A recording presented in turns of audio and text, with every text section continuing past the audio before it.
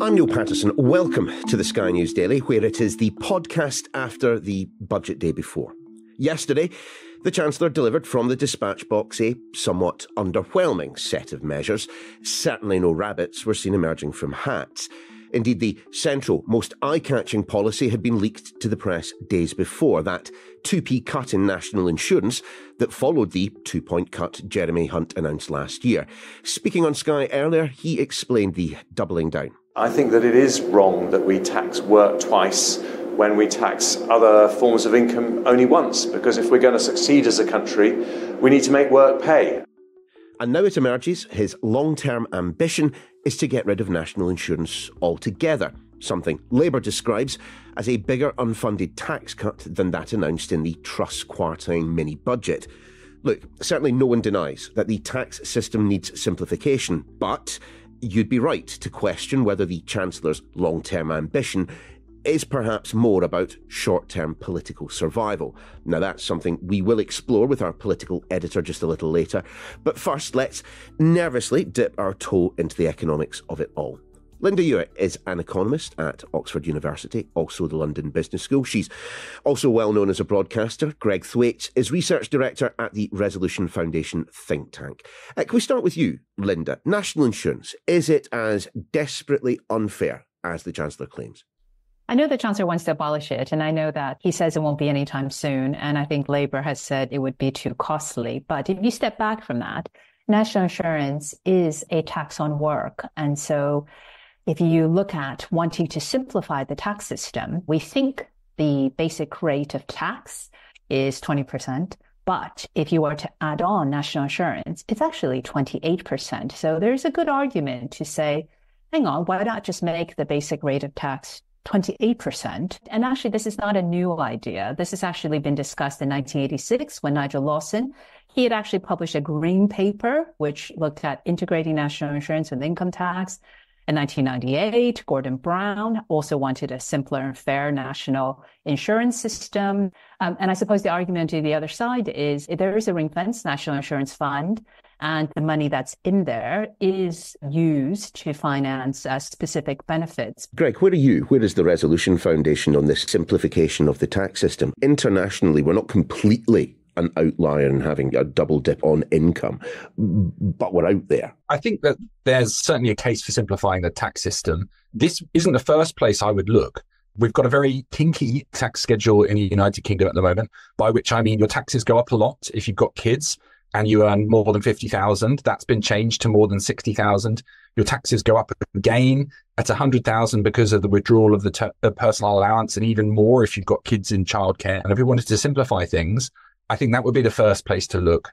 If the government wants to cut direct taxes, then I agree with Linda that cutting national insurance is the best option. One of the big things that would result if we were to abolish national insurance and just put up income tax is that pensioners' taxes would go up.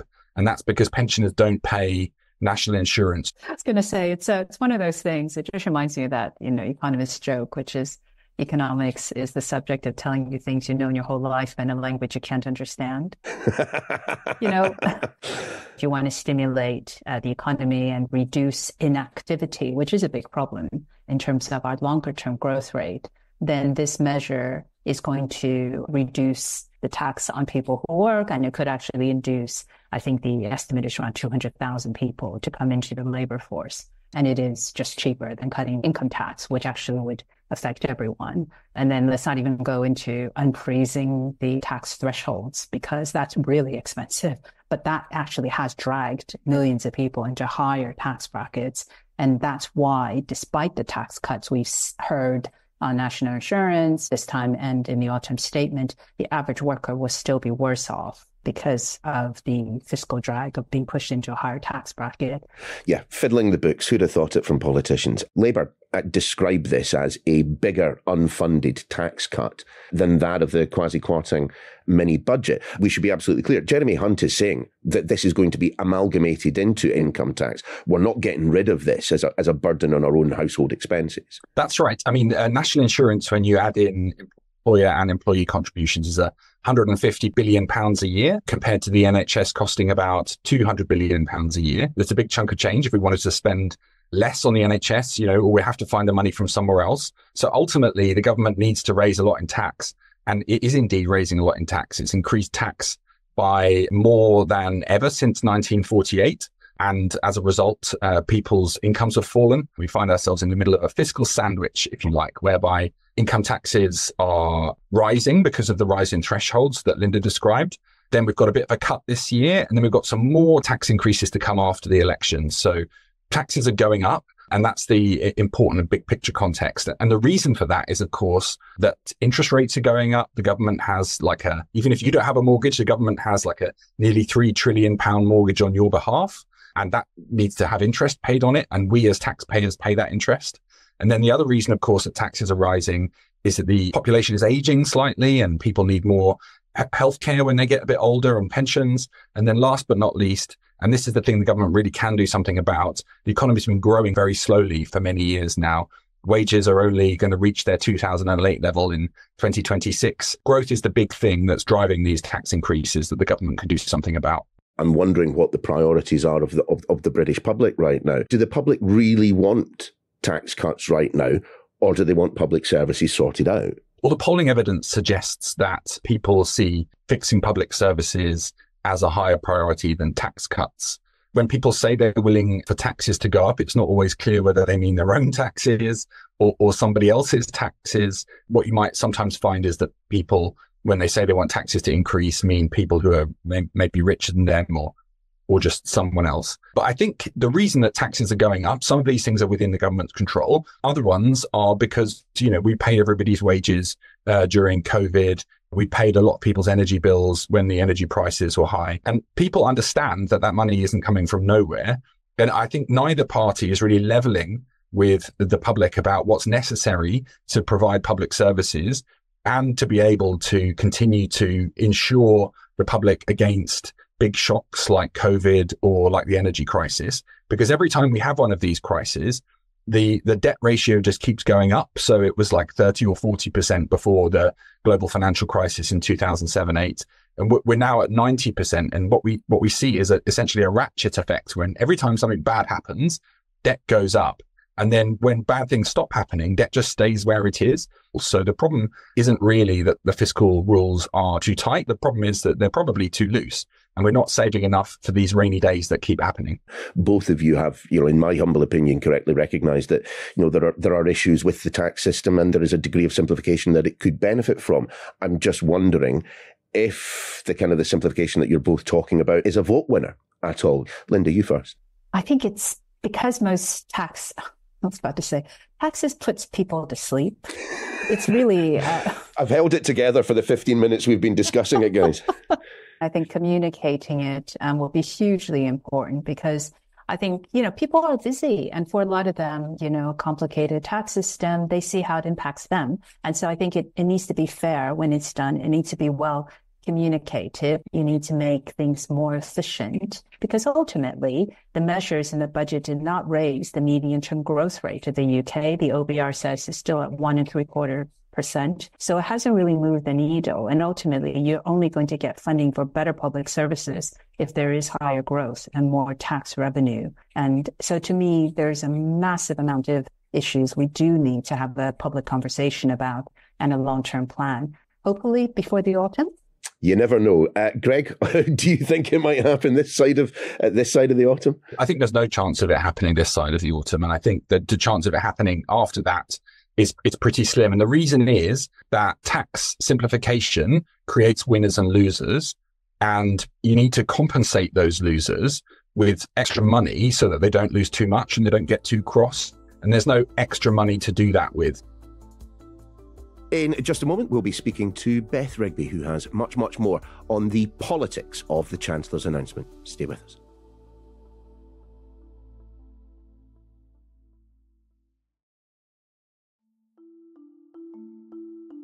So look, we have already dealt with the economics of Jeremy Hunt's plan to end national insurance, at least one day sometime in the future.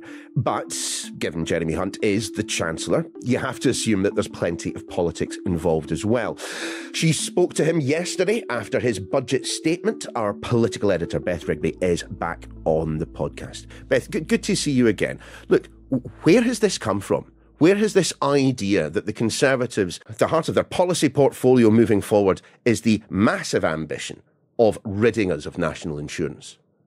It's an interesting one, isn't it, Neil? Because when I went to interview the Chancellor about the budget, this kind of comment he made in the speech about saying it's our ambition to one day end national insurance seems so amorphous and abstract and not that believable that I didn't really get into a tussle with him about it, because what I wanted to talk to him about was, hang on, the former Chancellor Rishi Sunak said he cut income tax, the basic rate of income tax, by 1p in 2024. Are you going to do that? And I also wanted to talk to him about people being dragged into higher tax bands because they've frozen all the rates, and inflation and higher wages are pushing us all into higher tax bands. I think 7 million people going into higher tax bands over the next few years. Wow. So these were things I wanted to talk to him about, but somehow we have landed today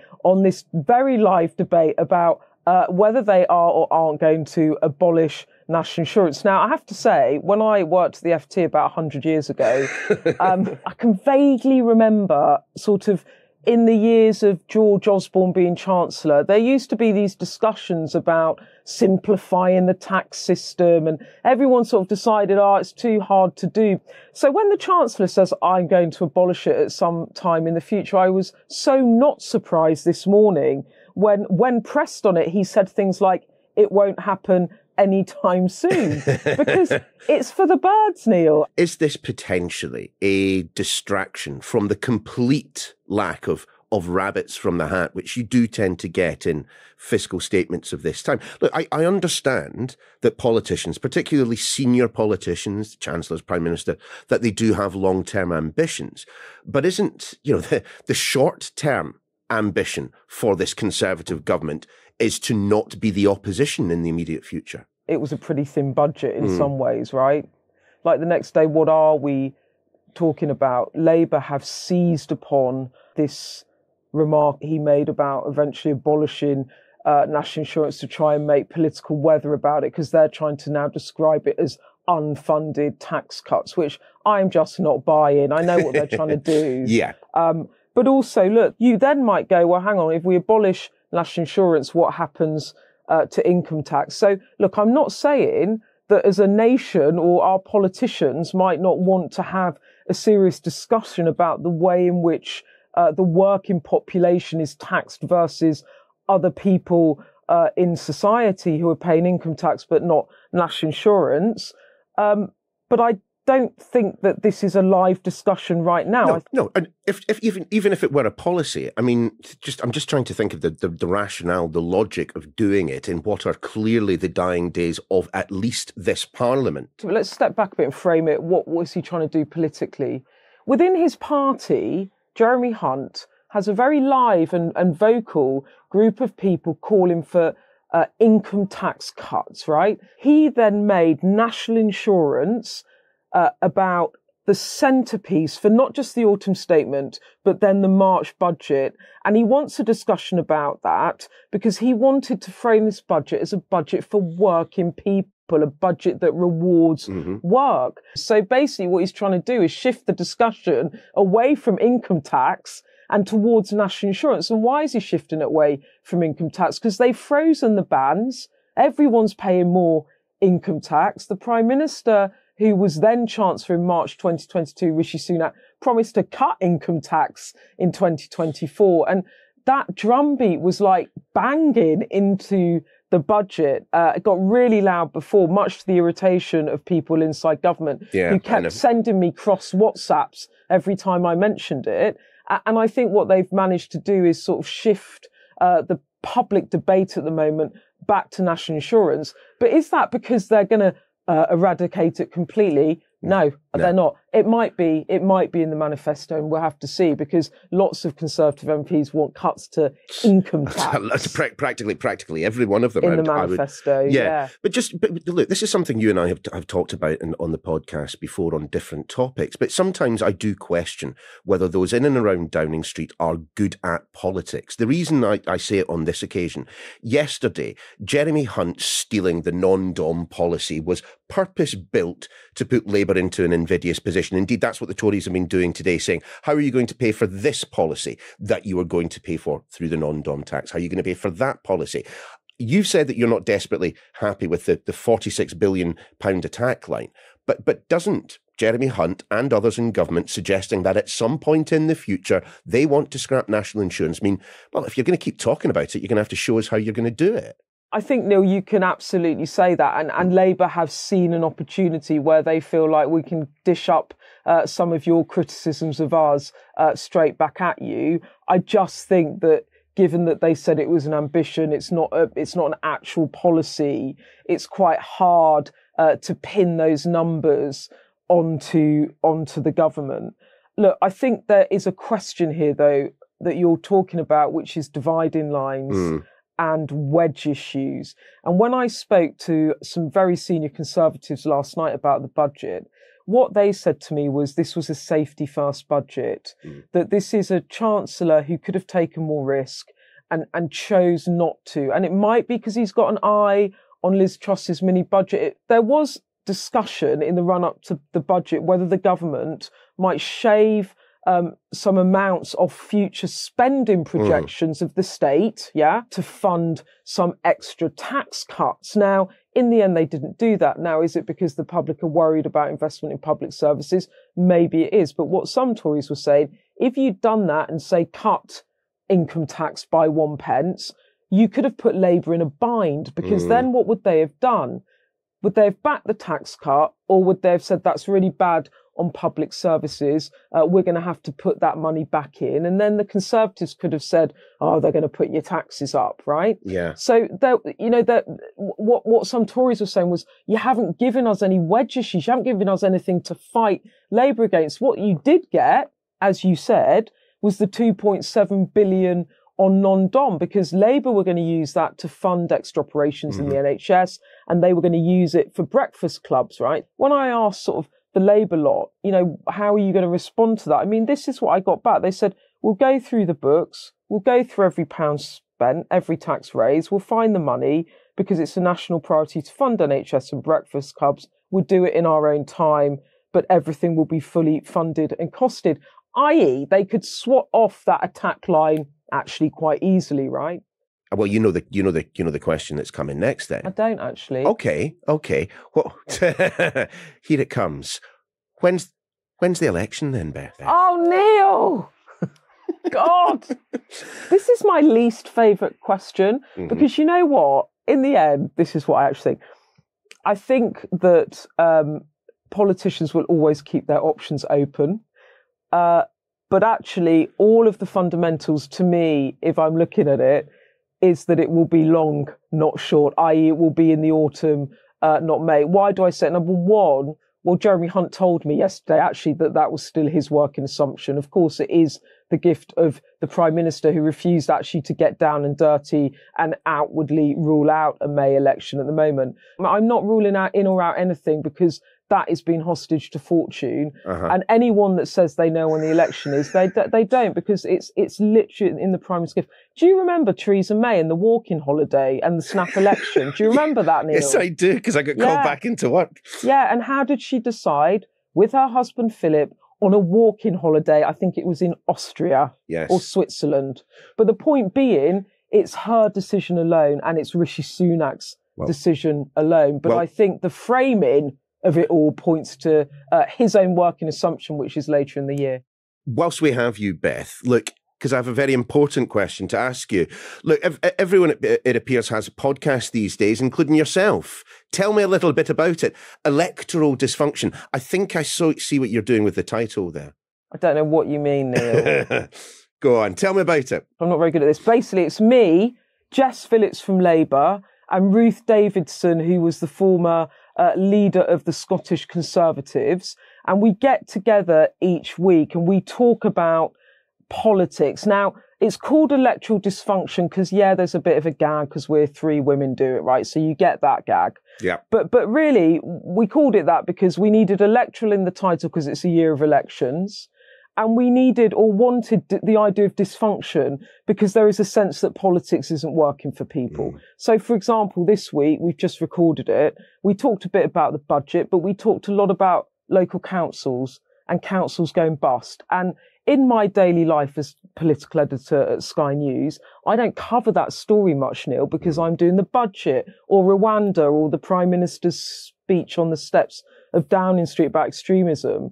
But actually, that is the sort of thing that is not working in local politics that really affects people's lives and affects their council tax bills. So what we're trying to do is just talk a bit more about politics outside the bubble. And we do it in this way, which we say who's on top, who's having an electoral dysfunction. And then that opens the floodgates for Ruth and Jess to sort of, bemoan the state of politics, sometimes offer solutions, sometimes disagree. And my job is to basically try and govern the ungovernable because I cannot keep them in check. And every time we do a recording, it's the worst edit ever because I can't make them shut up. And I talk a lot as well, Neil. So imagine me on steroids times 3. I was just going to say that in my role as host of the Sky News Daily, just occasionally it is difficult to corral our correspondence. So I'm glad you can now sympathise. We should have a little therapy session together. I